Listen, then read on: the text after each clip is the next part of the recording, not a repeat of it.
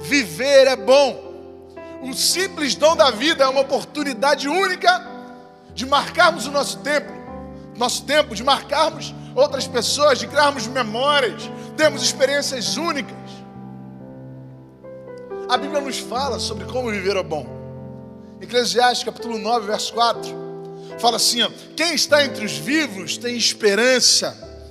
Até um cachorro vivo é melhor do que um leão morto. E ele continua, nessa parte de introdução, eu quero pensar com você sobre como é bom viver. E aquilo que Salomão fala nesse livro de Eclesiastes. No verso 7 ele também fala assim, portanto vá, coma com prazer a sua comida e beba o seu vinho de coração alegre, pois Deus já se agradou do que você faz. Viver é bom, irmão. Talvez você esteja aí se perguntando sobre os dilemas da vida, mas guarda uma coisa no seu coração, guarda uma coisa aí na sua mente agora. Viver é bom. Eu lembro uma vez que eu estava conversando com um amigo meu, alguém que faz parte do meu ministério, e ele canta por aí, tem uma carreira musical que é o Salomão do Reggae, o nome dele.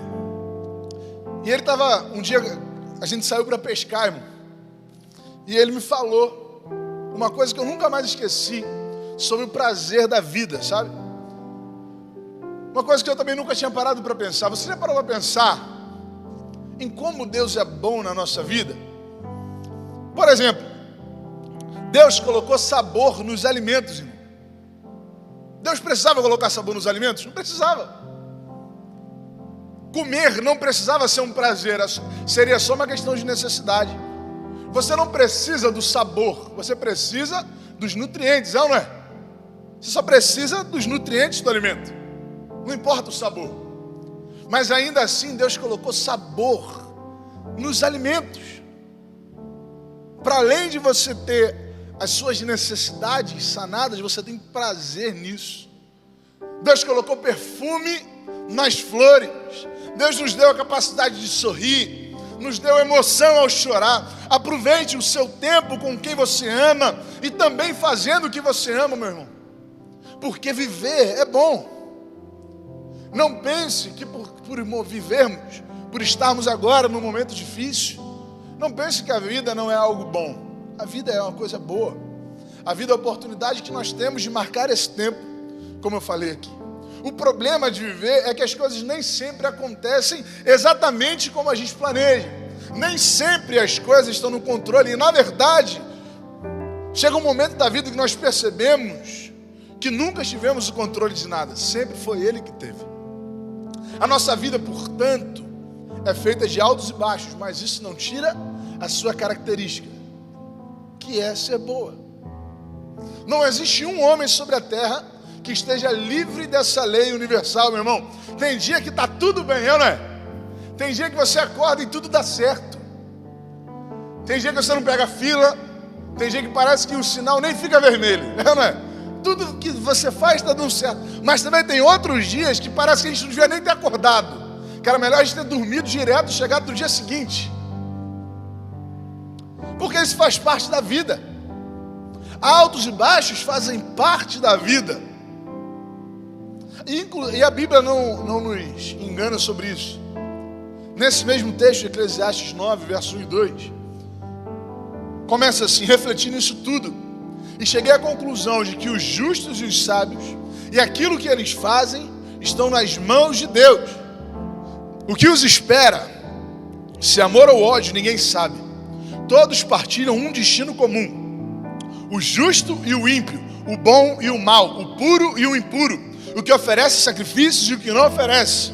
O que acontece com o homem bom, acontece com o pecador. O que acontece com o que faz juramentos, acontece com o que teme fazê-los. Todos os homens, todos aqueles que vivem, passam pelas mesmas situações.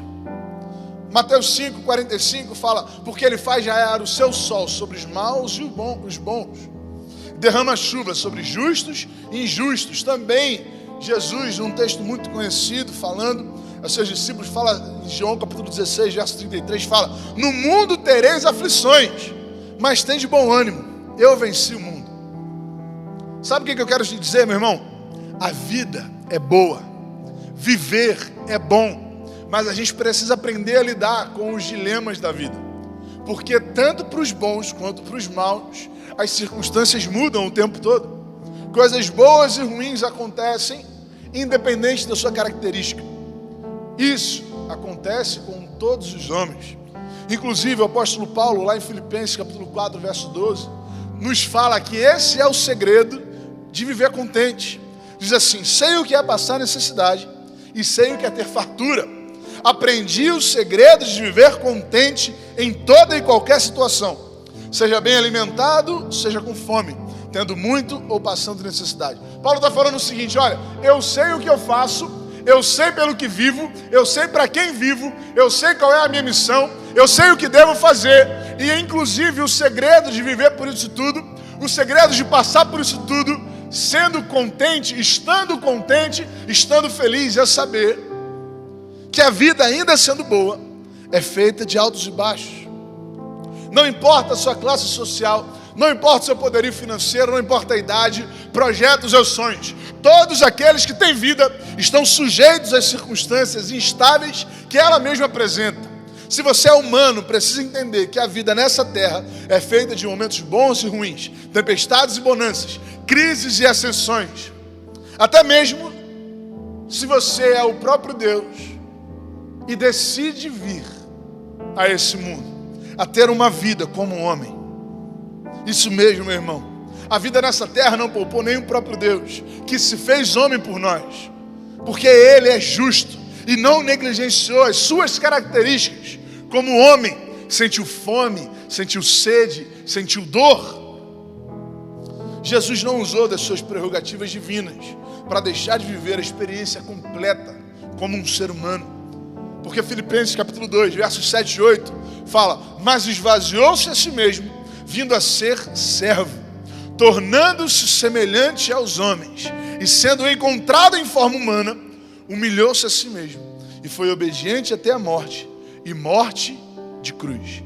Tornando-se semelhante aos homens. A vida é boa, viver é bom, mas ela é feita de altos e baixos, e o próprio Deus nos mostra isso através da sua vida, através do seu relacionamento com as pessoas, através da sua missão aqui nessa terra. Em alguns momentos cantamos com aqueles que tiveram seus entes curados, em outros momentos estamos suando sangue diante do motivo de ter vindo à terra. E aí sim, eu quero ir para o texto base dessa reflexão, Lucas capítulo 22, versos 39 ao 46. Aqui, nesse texto, nós estamos começando a ver um momento de crise na vida de Jesus. Nós estamos passando por um momento de crise, não é novidade. Inclusive, eu nem iria pregar sobre isso. Eu tinha colocado no meu coração que eu não ia mais ficar falando esse negócio de crise, de coronavírus, de um monte de coisa que está por aí, porque isso aí já tem um monte de gente falando. O que eu quero trazer para você é uma mensagem de esperança. O que eu quero trazer para você nessa noite é que o nosso Deus continua no controle, independente dos altos e baixos, independente das crises ou ascensões. O nosso Deus continua sendo Deus. Nesse momento começa um período de crise na vida de Jesus. 3 anos intensos vivendo ao lado dos discípulos, e agora começa um momento em que ele enfrentaria a própria morte. E diz assim, Lucas 22, versos 39 ao 46. Como de costume, Jesus foi para o Monte das Oliveiras, e os seus discípulos o seguiram. Chegando ao lugar, lhes disse: orem para que vocês não caiam em tentação. Ele se afastou deles a uma pequena distância, ajoelhou-se e começou a orar: Pai, se queres, afasta de mim este cálice. Contudo, não seja feita a minha vontade, mas a tua. Apareceu-lhe então um anjo do céu que o fortalecia. Estando angustiado, ele orou ainda mais intensamente, e o seu suor era como gotas de sangue que caíam no chão. Quando se levantou da oração e voltou aos discípulos, encontrou-os dormindo, dominados pela tristeza. Por que estão dormindo? Perguntou-lhes. Levantem-se e orem, para que vocês não caiam em tentação. A maior crise da vida de Jesus começava a partir de agora. Mesmo sendo Deus, ele se colocou semelhante aos homens e não usou das suas prerrogativas divinas para driblar, para impedir as crises que a vida mesmo gera. E eu quero aprender com você nesse texto algumas coisas ligadas à crise. A crise revela quem nós somos. A crise tem capacidade de mostrar as nossas características mais escondidas. Aqueles que são honrados demonstram honra, mas aqueles que não estão dispostos a manter os seus princípios, independente das circunstâncias, também demonstram isso através de um momento de crise. Percebe o que a Bíblia fala? Como de costume, Jesus foi para o Monte das Oliveiras. Ou seja, apesar de estar diante da própria morte, ele não mudou em nada as suas características. Ele continuou aquilo que ele fazia como costume, que era interceder, orar, falar com o Senhor. A crise não pode ferir os nossos princípios, irmãos. Sabe, às vezes no momento de crise, damos lugar ao desespero, damos lugar à falta de esperança e abrimos mão até dos nossos princípios. Não deixe que as circunstâncias tire aquilo que você tem de mais valioso. O que você tem de mais valor não é a sua conta bancária, não é o seu emprego, ou qualquer coisa que possa te dar estabilidade nessa vida. O que você tem de valor são os princípios que o próprio Deus colocou no seu coração. A educação que você teve até aqui, os ensinamentos que você teve até aqui, através da sua família, através de pessoas que te influenciaram positivamente. A crise não pode ferir os nossos princípios. Jesus continuou sendo quem ele costumava ser. Como de costume, Jesus foi para o Monte das Oliveiras. Nesse período, nós tivemos até notícias de mercados que foram saqueados, pessoas que abriram mão dos seus princípios. Não deixe que isso aconteça. Jesus continuou agindo da mesma forma que agia antes. Porque perceba, como de costume ele foi orar, mas olha a oração que ele fez. Pai, se queres, afasta de mim esse cálice. Contudo seja feita a tua, não a minha vontade, mas a tua. Estar num momento de crise não mudou a oração de Jesus. Ele continuou com o mesmo objetivo que ele tinha antes. Ele continuou com o mesmo princípio que ele tinha antes. Fazer a vontade do Pai. Porque ele fala isso em João capítulo 6, verso 38. Pois desci do céu, não para fazer a minha vontade, mas para fazer a vontade daquele que me enviou. O momento de crise não mudou os princípios de Jesus, não mudou a oração de Jesus, não mudou a missão de Jesus, assim como não pode mudar o nosso.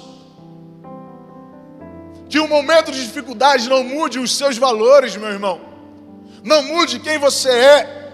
Jesus nos ensina a manter aquilo que nós sempre fomos, a continuar agindo da maneira como agimos. A oração de Jesus é para que a vontade de Jesus, do Senhor, a vontade de Deus, seja cumprida, independente dos seus medos, independente das suas crises, independente das suas circunstâncias, porque foi dessa maneira que ele sempre viveu. Um momento de crise não pode mudar quem nós somos, porque momentos difíceis são oportunidade para aqueles que querem fazer algo errado fazerem. Ninguém é desonesto somente por uma opção, irmão, mas sim por uma oportunidade. Por isso, não vamos ferir os nossos princípios. Tempos de crise nos mostram quem está disposto a guerrear conosco, a guerrear por nós. Nesse tempo de crise,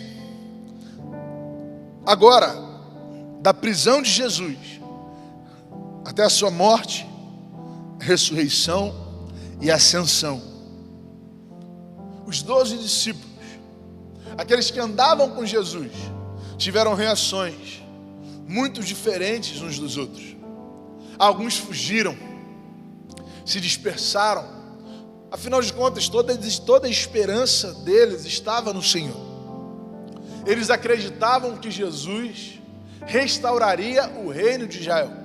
Eles acreditavam que Jesus restauraria a nação de Israel. E aqueles que eram hoje oprimidos por Roma, agora teriam Deus à frente deles. Porque aquele que ressuscitou mortos não poderia derrubar o Império Romano.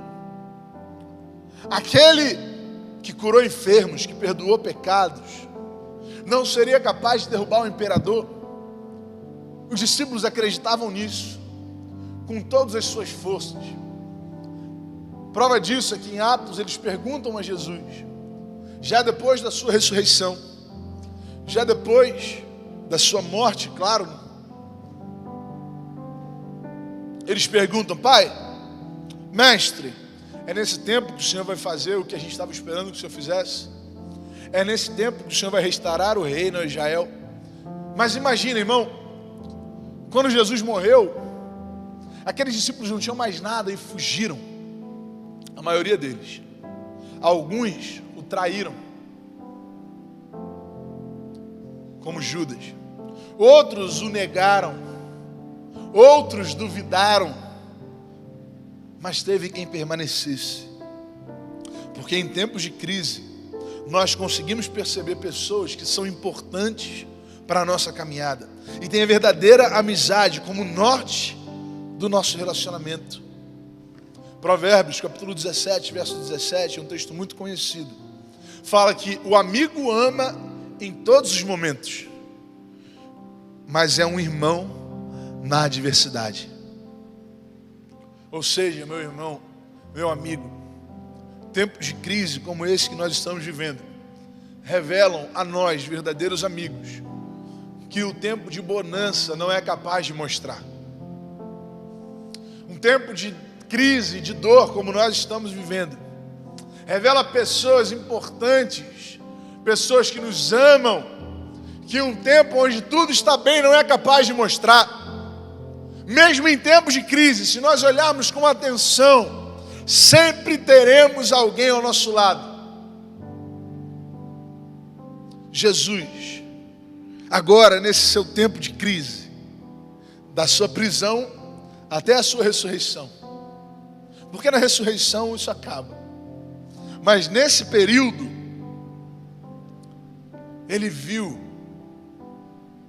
ou melhor, os discípulos entenderam tudo que ele falava sobre ser traído, sobre ser negado, sobre ser açoitado, sobre ser morto. Ele viu. Tempos de crise nos permitem vivenciar o cuidado divino. Existe, irmão, um ensinamento lindo quando nós perdemos o controle das coisas. Existe algo absurdamente profundo quando a gente entende que a gente não tem mais o controle das coisas. Sabe qual é? Nós conseguimos perceber a ação daquele que nunca perdeu o controle. Quando você solta as rédeas, você percebe que nunca foi você que controlou o cavalo. Quando você larga o volante, você percebe que você era só aquela criança, sabe? Que o pai deu o controle na mão e está ali do lado, mexendo no controle, achando que está jogando com o bonequinho que está aparecendo no videogame. Mas não, era o pai que está brincando. É o pai que está se mexendo. É o pai que está controlando todas as coisas. Quando você entende, irmão, que o seu controle nunca esteve plugado no videogame, você consegue perceber que Ele sempre esteve cuidando de você. Tempos de crise nos permitem vivenciar o cuidado divino. Em tempos de crise, o cuidado de Deus se torna palpável, se torna facilmente reconhecido. Fato que é disfarçado pelas bonanças da vida, embaçado pelos nossos talentos e méritos. Quando tudo está bem, nós temos a impressão de que somos fortes o suficiente para encontrarmos aquilo. Mas nesse tempo de crise, Jesus teve auxílio dos céus. No verso 43 desse texto que nós acabamos de ler, fala: apareceu-lhe então um anjo do céu que o fortalecia. Quando Jesus buscava, apareceu um anjo dos céus que o fortalecia. Isso também aconteceu em um outro momento da caminhada de Jesus, não mais no final, como é esse, mas lá no início, no Mateus capítulo 4, verso 11, que fala: então o diabo o deixou, e anjos vieram e o serviram. Mas aí você pode pensar assim: pastor, olha só, o senhor tinha falado com a gente que Jesus nunca usou das suas prerrogativas divinas para driblar as circunstâncias desse mundo. Mas agora, Deus envia anjos para cuidar dele. Isso é prova de que ele era o próprio Deus. Jesus era o próprio Deus. Mas isso não é prova de que ele era o próprio Deus. Essa não é a prova. Porque outros homens também receberam esse cuidado. Por exemplo, Daniel na cova dos leões. O meu Deus, olha o que ele fala: o meu Deus enviou o seu anjo e fechou a boca dos leões para que não me fizessem dano, porque foi achada em mim inocência diante dele. E também contra ti, ó rei, não tenho cometido delito algum. O meu Deus enviou o seu anjo. Elias também, escondido na caverna, também recebeu esse mesmo cuidado. E deitou-se e dormiu debaixo do zimbro. E eis que então um anjo tocou e disse: levanta-te e come. E olhou, e eis que na cabeceira estava um pão cozido entre as brasas e uma botija de água. E comeu e bebeu e tornou-se a deitar. E o anjo do Senhor tornou segunda vez e o tocou e disse: levanta-te e come, porque será muito longo o caminho. Levantou-se, pois, e comeu, e com a força daquela comida caminhou 40 dias e 40 noites até Horebe, o monte de Deus. Não, irmão, esse cuidado não era um cuidado especial de Deus para Jesus. Esse cuidado é um cuidado do Senhor para todos aqueles que o buscam, assim como Jesus fez nos tempos de crise. Em tempos de crise, nós percebemos o cuidado divino, meu irmão. Busque o Senhor, clame ao Senhor, se entregue ao Senhor, porque viver é bom. Os altos e baixos da vida não tiram essa característica dela. As circunstâncias que mudam não tiram essa característica dela. Viver é bom. E viver é bom não é quando a gente viaja. Viver é bom não é quando a gente faz qualquer coisa excepcional. Viver é bom quando a gente entende, quando a gente percebe no nosso dia a dia as pequenas coisas que Deus faz e age. Assim como ficarmos na nossa casa com a nossa família. Irmão, ficar na nossa casa com a nossa família não pode ser um peso para nós, senão existe algo muito errado no nosso lar. Se ficar em casa é um peso para você, se ficar com a sua família é um peso para você na sua casa, meu irmão, está na hora talvez de você repensar os seus valores. E essa talvez seja uma oportunidade para você reconstruir algo que já se quebrou. Esse não pode ser um peso. Sabe por quê? Porque tempos de crise também acabam. Como tudo na vida, o tempo de crise também acaba. Assim como o tempo de bonança. Não vamos viver o tempo todo com algo dando tudo certo. Mas também não vamos viver com tudo dando errado, meu irmão. Não vamos. Você pode ter certeza disso. Lembra quando aquela pessoa terminou com você, que você estava namorando com ele ou com ela, e parecia que o mundo ia acabar, e essa era uma crise de adolescente, parecia que isso nunca ia passar. Passou. Sabe aquela dor tão profunda de quando você perde alguém que você tanto ama, com a perda de um ente querido, alguém que você ama tanto? Chega um momento que essa crise também passa, e aquilo que era uma dor aguda, que você não conseguia nem pensar e nem falar sobre isso, vai dando lugar à saudade, vai dando lugar ao sentimento de amor, porque toda crise precisa passar. Jesus aqui começa um tempo de crise, mas isso passa, e chega uma hora que ele se encontra com os discípulos de novo, uma crise que nunca parecia acabar, diante da morte